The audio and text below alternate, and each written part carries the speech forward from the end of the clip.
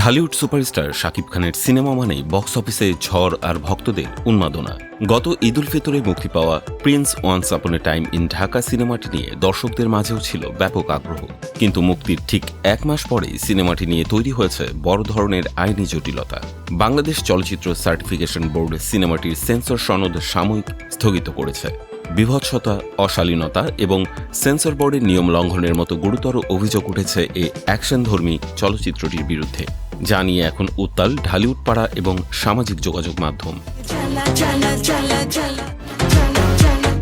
পিআইডির সংবাদ বিজ্ঞপ্তি অনুসারে প্রিন্স সিনেমার বিরুদ্ধে সবচেয়ে বড় অভিযোগ হল সেন্সর বোর্ডের অনুমোদন ছাড়াই সিনেমাটির কিছু গান ও আপত্তিকর দৃশ্য সংযোজন করে হলে প্রদর্শন করা হয়েছে। সেন্সর বোর্ড আগে থেকেই কিছু দৃশ্য বাদ দেওয়ার নির্দেশ দিয়েছিল। তার মধ্যে ছিল চাপাতি দিয়ে হাত কেটে ফেলা, রক কাটার মতো চরম বিভৎস দৃশ্য এবং নারীদের অশালীনভাবে উপস্থাপন। কিন্তু অভিযোগ উঠেছে হলে প্রদর্শিত ভার্সনে এই দৃশ্যগুলো পুনরায় যুক্ত করা হয়েছে।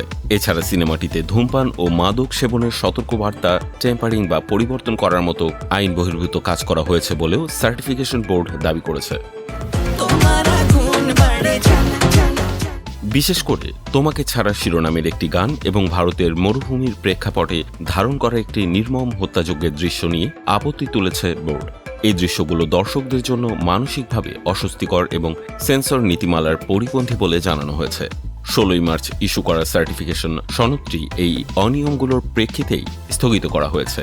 বোর্ডের মতে অনুমোদিত কপির বাইরে গিয়ে অতিরিক্ত দৃশ্য বা গান যুক্ত করা আইনের সরাসরি লঙ্ঘন, যা সিনেমার স্বাভাবিক প্রদর্শনকে ঝুঁকির মুখে ঠেলে দিয়েছে।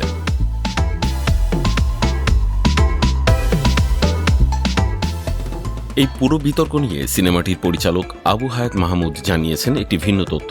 তিনি দাবি করেছেন, ইচ্ছাকৃতভাবে নয় বরং ভুলবশত সিনেমা হলে ছবিটির ইন্ডিয়ান বা ওটিটি ভার্সন প্রদর্শিত হয়ে থাকতে পারে। তার ভাষ্যমতে, যখন সেন্সর বোর্ড থেকে এই সংক্রান্ত নোটিশ আসে তখন সিনেমাটি আর হলের পর্দায় ছিল না। 2 সপ্তাহ আগে এই নোটিশের জবাব তারা দিয়েছেন এবং ভবিষ্যতে শুধুমাত্র অনুমোদিত সংস্করণ প্রদর্শনের প্রতিশ্রুতিও দিয়েছেন। তবে সার্টিফিকেশন স্থগিতের আনুষ্ঠানিক নোটিশ এখনও হাতে পায়নি বলে জানিয়েছেন তিনি।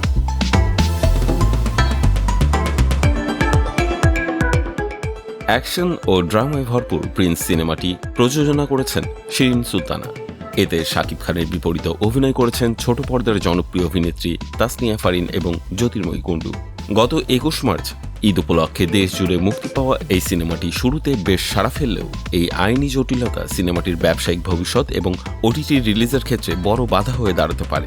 শাকিব ভক্তরা এখন অধীর আগ্রহে অপেক্ষা করছেন এই জটিলতা কাটিয়ে প্রিয় তারকার সিনেমাটি আবার কবে বৈধভাবে দেখার সুযোগ মিলবে।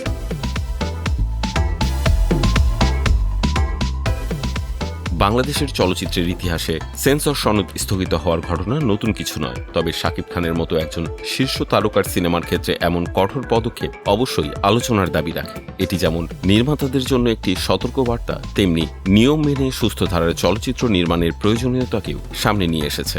পরিচালক ও প্রযোজক এখন পরবর্তী আইনের পদক্ষেপের জন্য প্রস্তুতি নিচ্ছেন। প্রিন্স কি পারবে সব বাধা কাটিয়ে আবারও পর্দায় ফিরতে, নাকি এই বিতর্ক সিনেমাটির ক্যারিয়ারের দীর্ঘমেয়াদী প্রভাব ফেলবে, সেটি এখন দেখার বিষয়।